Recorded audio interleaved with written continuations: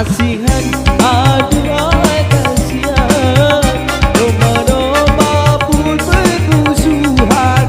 Hentikan itu berzaliman, janganlah dan janganlah kau mengadu domba. Adu domba mengadu domba, sungguh suatu dosa.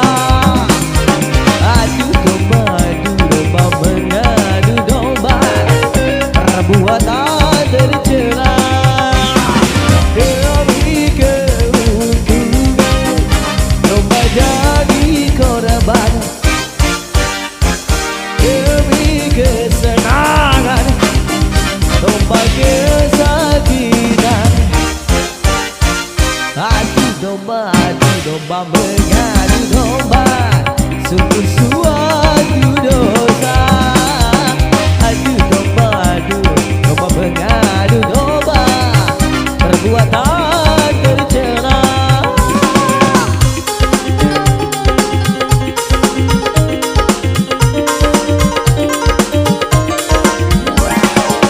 Yo asik.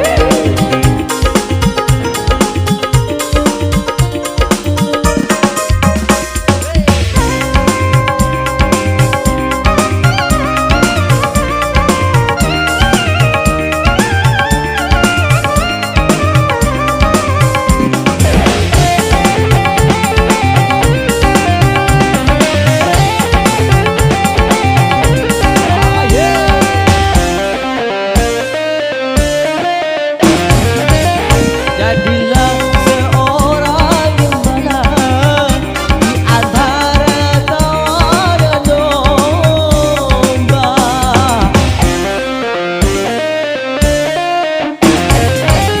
Pelihara dan pelihara kerukunan antara domba. Bila orang suka memecah belah, maka dia dikatakan mengadu domba. Adu domba mengadu domba, sungguh suatu dosa. Adu domba mengadu domba, perbuatan tercela.